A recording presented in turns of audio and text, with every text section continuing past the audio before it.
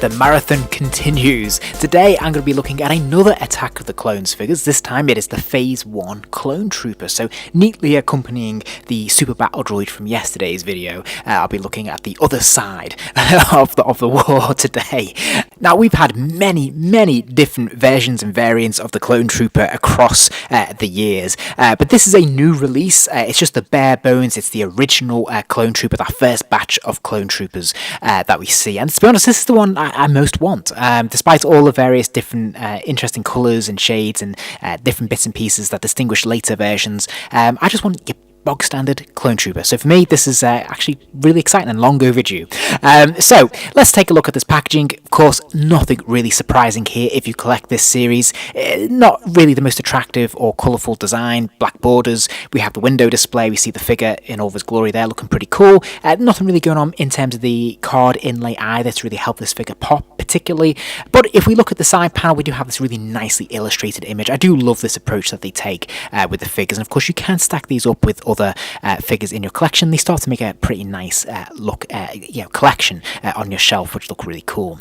If we flip it over and look at the back of the packaging, again a little bit underwhelming to be honest in terms of the overall design. We do have that nice image again, which is great. We have a little bit of text about the Clone Trooper and the context in which he's based, and then some small print at the bottom of the packaging. So like I said, it's not really particularly exciting, but it is what it is. Hasbro have had lots of experience when it comes to Clone Troopers and Stormtroopers across the years, so they've pretty much got this down, and as soon as you open this figure, I'm content that they've nailed this pretty much.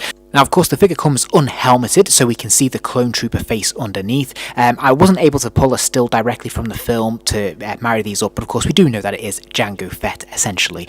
So it is the same likeness to measure against. So in terms of that, I think, they've done a pretty good job of capturing the likeness there of Temuera Morrison, as he was back in Attack of the Clones. I think this looks pretty much spot on, really. You might say it's a little bit soft in some of the detail, but for this scale, I think this is pretty close, really, and it's probably as close as you're going to be able to get it. So I think they've done a good job here. I think this works particularly well. For me, I'm actually probably not going to worry too much about him being unhelmeted for the most part, but for those people who are going to display it like this, I think you've got nothing to worry about. I think it looks pretty good. Sculpting wise in the body, I think they've done a pretty good job as well. There's not too much detail on this costume in all truth, but what little is there, they have managed to actually incorporate into the gauntlets, for example, and of course around the waist there in terms of the belt, etc. I think all the details are accurate. There's not much going on when it comes to paint apps. In fact, there aren't any. There's no washes. But, however, that's something I usually complain about. But on this particular character, I actually think that's probably a strength. Unless you want a battle variant that's in a war-torn situation, you probably don't want any particular paint apps on this nice crisp and clean uniform. Sadly, there's no swappable hands for this figure, so you just come with the base pair, which are both trigger finger or gripping hands, which is appropriate, of course, because of the weapons he does come with. There's a little bit more detailing on the boots. I do like that the shins actually over the kneecaps are a separate piece. I think that works really quite well. Also hides a bit of the joints, which is very well done.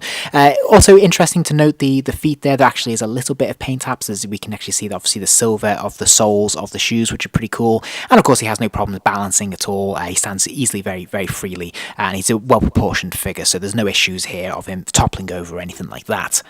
Looking at the articulation, he has a ball joint both in the base of the neck and the top of the neck, so he can spin his head all the way around, and he can lean left and right. In fact, you'd think you'd get a bit more motion out of this than that's actually available, which is surprising. Likewise, when it comes to bending forwards and backwards, he can move forwards and backwards a good healthy distance, but you think you get a lot more considering there's 2 points of articulation here.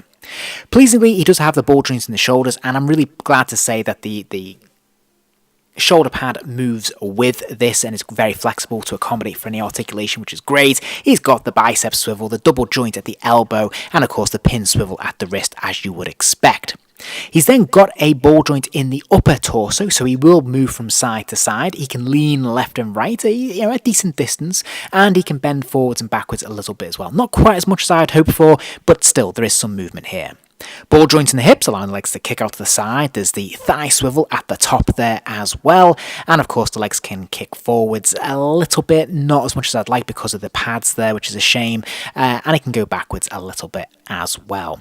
There is a double jointed knee, of course, so that lower leg will kick a good distance back there, which is great. And then we have the ankle pivot there, so the foot will hinge forward and backwards, and it will rock from side to side. Mine's a little bit stiff, but trust me, it does work.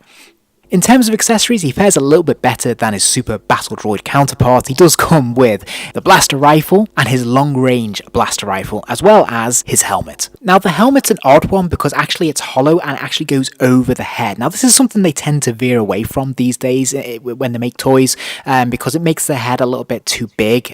When the helmet is on, it just looks a little bit too wobbly. We did have some early Stormtroopers that had this sort of effect. I'm thinking of the Han Solo and Luke Skywalker disguised as Stormtrooper as examples, and the helmet always looks slightly off kilter. Here it actually works surprisingly well, but I am surprised they didn't just opt to have an alternate head that just snaps on and off. But as I say, you can't really tell, to be honest. This does look perfectly in proportion, and I think they've managed to get the dimensions just right. The other good news, of course, is that he can hold both of his weapons with both hands, and I think this looks really effective. And because he's got two different types of weapons, it means he can create a couple of very distinct different looks for this character, which is great. And of course, he's perfect for army building, so if you want to pick up a few of these, you can have some real fun with these.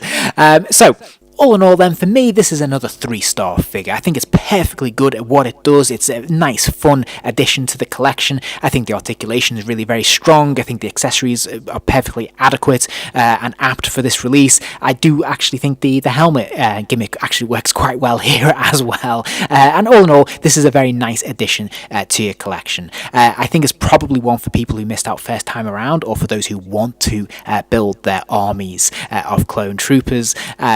Otherwise, there's nothing particularly wow about it, and there's nothing that really puts it above 3 stars. There's nothing for me to say they've gone the extra mile here or done something particularly impressive. It just feels run-of-the-mill, bit bog standard, but I think that's exactly what it's supposed to do.